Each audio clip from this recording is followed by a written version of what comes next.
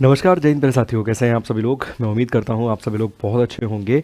SSC GD का form तो fill कर दिया, मगर ये समझ नहीं आ रहा है कि वो कौन कौन से टॉपिक्स हैं जीके के अंदर जो बहुत ही महत्वपूर्ण हैं।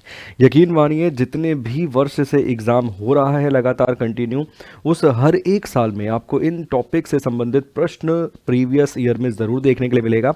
चाहे तो आप रीचेक कर लीजिएगा, ठीक है। विदाउट वेस्टिंग योर टाइम जल्दी से मैं आपको वो टॉपिक्स बताता हूँ जो अति महत्वपूर्ण हैं। यकीन मानिए, इनसे क्वेश्चन आपके एग्जाम में आपको देखने के लिए मिलेगा ही मिलेगा। 100% ये चीज़ अपने दिमाग में सेट कर लीजिए, ठीक है। देखिए, सबसे पहले अगर हम बात करें Indian constitution, fundamental right, duties and DPSPs, भाई मैं इसको एक ही टॉपिक कंसिडर करूंगा, ठीक है ना। तो मतलब ये हमारा पहला हो गया। भारतीय संविधान से जब आप पढ़कर जाएंगे तो फंडामेंटल राइट, ड्यूटीज़ और डीपीएसपीज 110% क्वेश्चन बनेगा, बनेगा ही बनेगा। एक प्रश्न, दो प्रश्न बनेगा ही बनेगा। इसके अलावा president, prime minister, governor, chief minister और पावर एंड आर्टिकल्स, इनसे एक क्वेश्चन या दो क्वेश्चन आप देख सकते हैं। तो ओवरऑल अभी फिलहाल हमने दो टॉपिक यहाँ पे डिस्कस किए हैं, जिसमें दोनों ही रिलेटेड थे कॉन्स्टिट्यूशन से, भारत के संविधान से। इसके अलावा अगर हम बात करें फ्रीडम मूवमेंट्स, पहले river river of India and their origin and dams, question बनेगा ही। नदियों पे भी प्रश्न बन सकता है, डैम पे भी बन सकता है, ओरिजिन पे भी बन सकता है। गंगा नदी कहाँ से निकलती है, ब्रह्मपुत्र कहाँ से निकलती है, इंडस कहाँ से निकलती है, किस नदी पे कौन सा बांध बना हुआ है। इस प्रकार के प्रश्न पहले भी बने हैं और आप देखेंगे कि इस वाले एग्जाम में भी आपको देखने के लिए मिलेंगे ही मिलेंगे।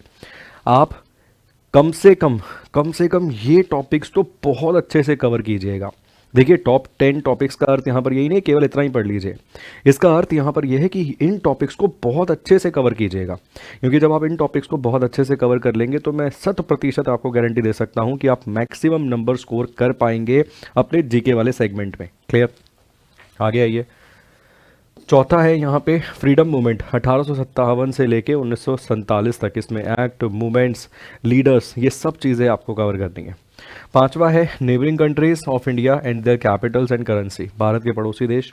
आप सभी लोग जानते हैं भारत से कुल मिला के 9 देशों की सीमाएं लगती हैं, जिसमें 2 देशों की तो पानी वाली सीमा है और 7 देशों की लैंड बॉर्डर देखने के लिए मिलती है। जो पानी वाले देश हैं वो आपको मिलते हैं कौन कौन से, मालदीव्स और श्रीलंका। बाकी 7 कंट्रीज़ मिलती है जिनके साथ लैंड बॉर्डर है, ठीक है। तो उनके बारे में, उनकी बेसिकली कैपिटल, करेंसी के बारे में और जो भी थोड़े बहुत पॉइंट्स बनते हैं, कितनी लंबी सीमा साझा करते हैं, कौन सा स्टेट सीमा साझा नहीं करता है, इस प्रकार के प्रश्न आपको देखने के लिए जीडी जैसी प्रतियोगी परीक्षाओं में मिलते ही मिलते हैं। छठा point, national park, biosphere reserve, wild life sanctuary. यकीन मानिए प्रश्न बनेगा ही बनेगा सर।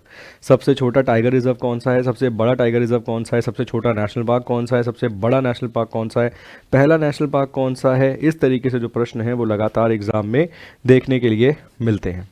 सातवां यहाँ पे पॉइंट है sir, important days, themes, national, international, इन पे भी प्रश्न बनते हैं। डेज और थीम पे भी क्वेश्चंस आपको देखने के लिए मिलते हैं। जैसे योगा डे की अगर हम बात करें, 21 जून को मनाते हैं। इसके अलावा अगर हम बात करें मिल्क डे के बारे में, 26 नवंबर को मनाया जाता है, नेशनल वाला।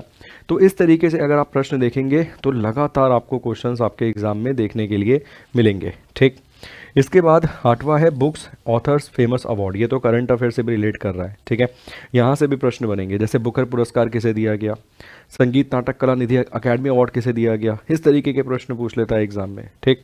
इसके बाद 9वां मैंने रखा है basic science, human bodies, disease and vitamin.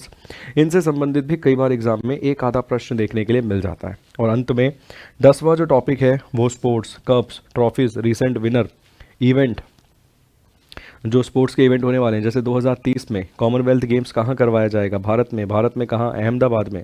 पहला कहाँ करवाया गया था, वेलिंगटन। इस तरीके से जो प्रश्न है, हैमिल्टन। इस तरीके से जो प्रश्न है वो आपको आपके एग्ज़ाम में देखने के लिए लगातार मिलते हैं। तो आपको एटलीस्ट ये टॉपिक्स तो कवर करने बहुत अच्छे से और बहुत ज़रूरी है। ये टॉपिक्स कवर करने के बाद अपने एग्ज़ाम में आप मैक्सिमम स्कोर कर पाएंगे। तो आज से ही इन टॉपिक्स को तैयार करना शुरू कर दीजिए थ्योरी के बेसिस पे, ताकि जब पेपर नज़दीक होगा तो आप अपने सिलेबस को बहुत अच्छे से छू चुके होंगे। अगर ये वीडियो आपको अच्छा लगा है तो मैं कोशिश करूंगा इसी प्रकार से हर एक सब्जेक्ट के रिगार्डिंग या हर एक सेगमेंट के रिगार्डिंग आपको एक एक वीडियो हम प्रोवाइड करा दें, ताकि आपको पता चले कि एटलीस्ट भाई मुझे ये सब चीज़ें तो बहुत ही अच्छे से कवर करनी है, ताकि आपको समस्या का सामना ना करना पड़े। बहुत बहुत शुक्रिया आप सभी लोगों का, बहुत बहुत धन्यवाद। पहली बार अगर चैनल पे आए तो सब्सक्राइब ज़रूर कीजिएगा। Thank you so much and God bless you.